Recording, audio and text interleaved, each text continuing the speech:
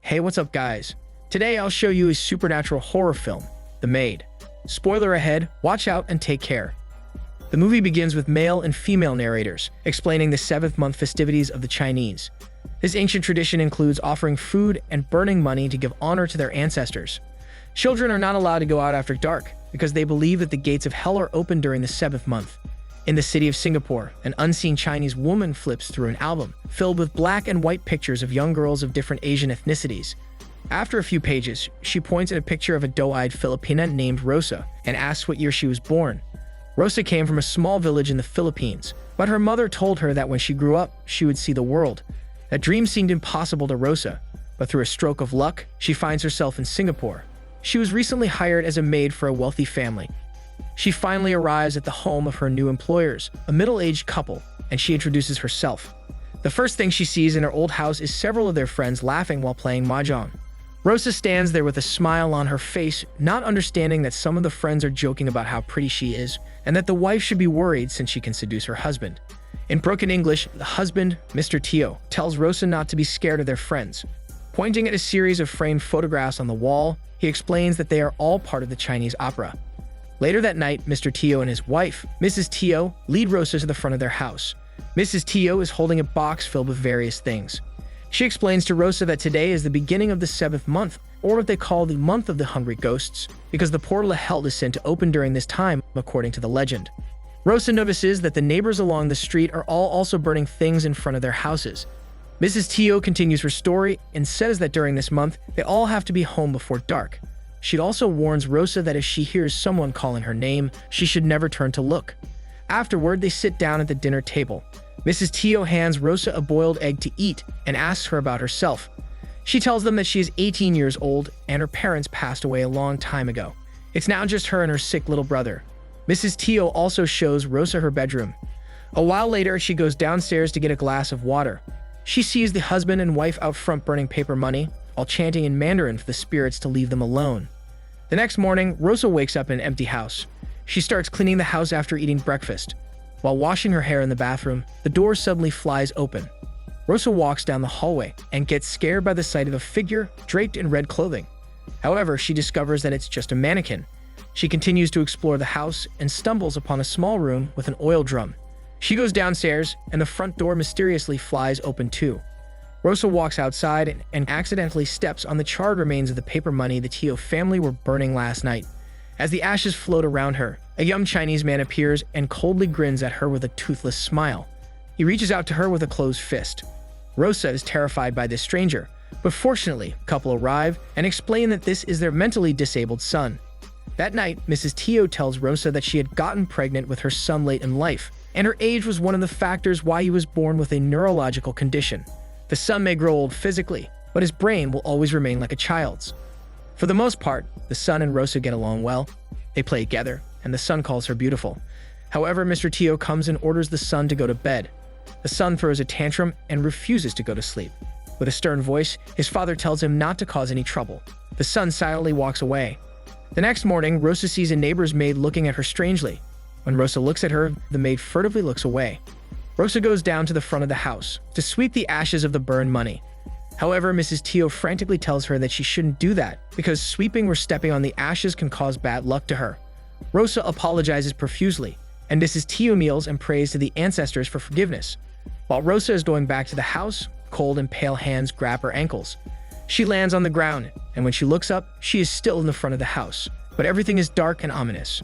Right then, an unknown ghost of a girl with long dark hair creeps toward her. Rosa screams, and suddenly she is back in daylight again, and Mrs. Teo is asking her if she is okay. That night, Rosa continues to get the eerie feeling that someone is watching her. Under the bed, she finds a set of clothes inside a plastic bag. She wears the clothes, then goes downstairs with a letter for her brother. Mr. Teo is there smoking a cigarette, and she greets him good morning. Outside, she asks a bike messenger for directions to the nearest mailbox. He also gives her a sheet of stamps to use for free. When Rosa turns around, she sees the same ghost of the girl coming toward her. She wakes up in her bed at nighttime, realizing that what happened was a dream. Rosa then prays a Catholic prayer. While intently speaking, she gets vivid flashes of a vision.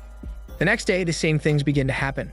Rosa wears the same clothes, then goes downstairs and greets Mr. Teo good morning. However, this time, he tells her to use the stamps he has inside his drawer. Rosa walks around the neighborhood and finds the mailbox. She is disturbed because it was the exact same place she saw in her dream. When she gets home, Mrs. Teo reprimands her for going out alone. She says that it isn't safe because Rosa's new to Singapore and it's the 7th month. From now on, Mrs. Teo will mail Rosa's letters herself.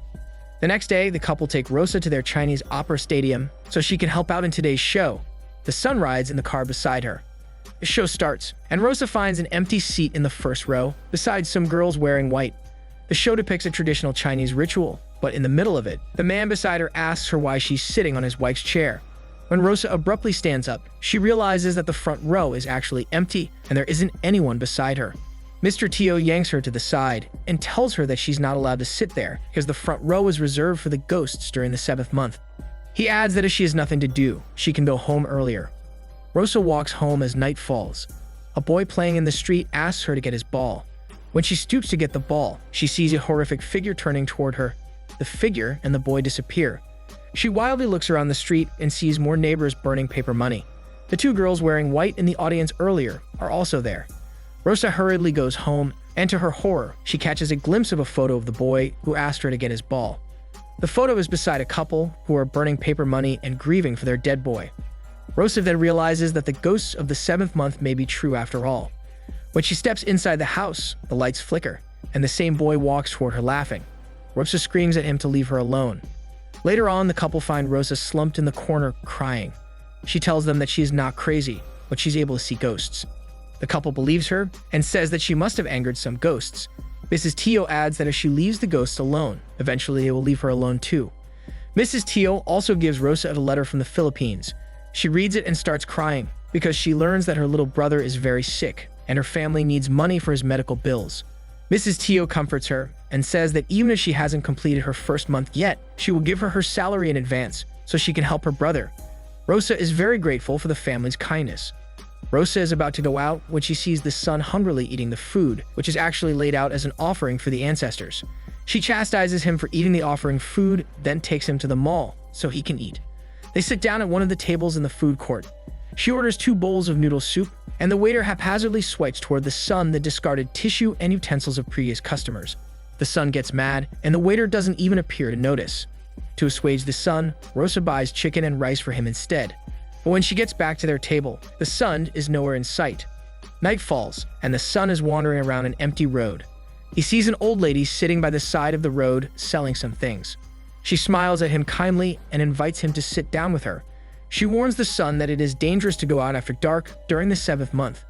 A while later, a man comes up to the old lady to buy one of her wares. She remarks that he's bought from her before. Suddenly, a bus comes out of nowhere and rams into the old lady's stall.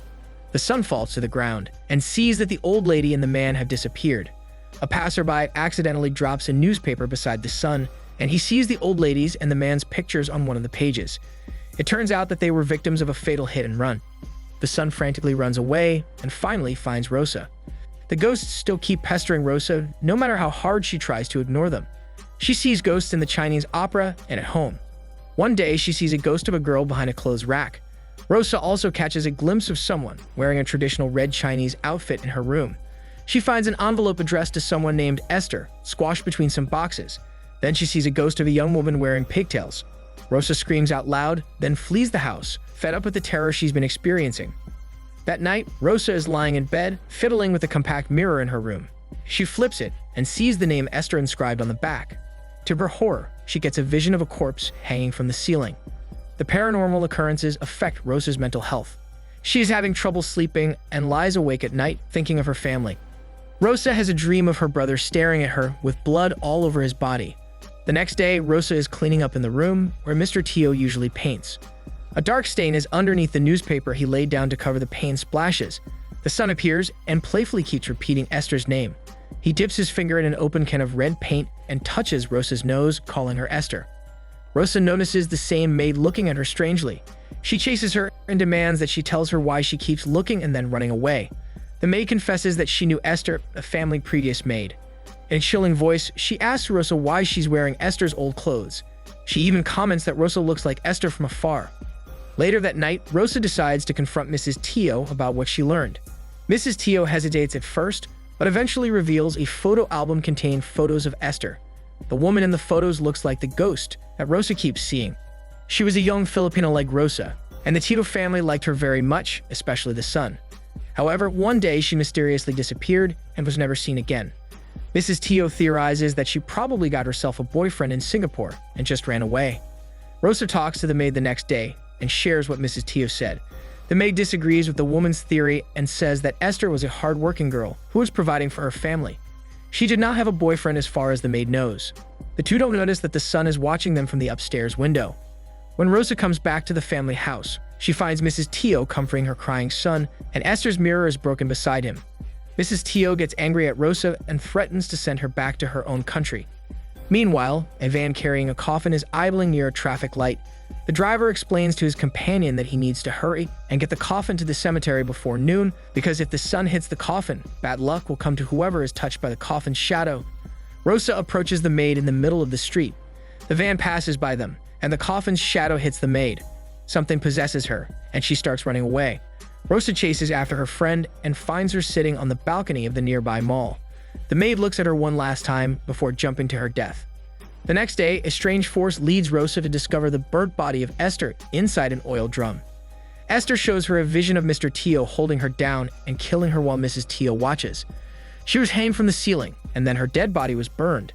In the corner of the room, Rosa sees a pile of her letters that were not mailed by Mrs. Teo. Terrified for her life, Rosa gathers her things and runs out the door. She manages to insert her letters into the mailbox before collapsing out of exhaustion. The couple find her there and return her to their house. Rosa wakes up later that night. The couple are all calm and invite her to eat at the dinner table with them. Rosa shrieks and tells them that she knows what they did to Esther. She then tries to run away, but the front door has been locked. Mr. Teo knocks her unconscious in an instant. Later, she wakes up tied to the bed. A vision reveals that Esther was also tied to the bed by the son. Mrs. Teo arrives and tries to get Rosa to eat some food. She then reveals that her son was obsessed with Esther and had taken her against her will. Esther had tried to call the police, but Mr. Teo killed her and burnt her corpse. Rosa escapes from her bindings, but is stopped by the son in the kitchen. She warns him not to touch her, but he just comes closer. Rosa stabs him, but discovers that he cannot be physically hurt. Mrs. Teo dresses Rosa in Esther's red Chinese outfit and ties her hair in pigtails. She tells her that her son was so distraught by Esther's death that he committed suicide in the end. This explains why the waiter in the restaurant just ignored the son previously. After the son's death, he comes back to their house every year during the 7th month so he can find Esther's ghost and be with her. The couple are tired of being hounded by the spirit of their lonely son, so they plan on marrying him to Rosa through a Chinese ghost wedding. They string up Rosa with a noose, but the son suddenly remembers that his father killed Esther. In a fit of rage, he pushes his father to the nearby altar, causing oil to spill and his father to be set on fire. The flames climb to Rosa's noose, and she falls to the floor. She then runs outside the house, with Mrs. Teo chasing after her with a knife. Suddenly, a bus comes out of nowhere and hits Mrs. Teo, killing her. The movie ends with Rosa leaving Singapore and coming back to the Philippines with Esther's ashes. She steps inside the airport, and the glass doors close behind her, reflecting the 3 angry spirits of the Teo family. This is Daniel CC Movie Channel. Stay safe and enjoy your day.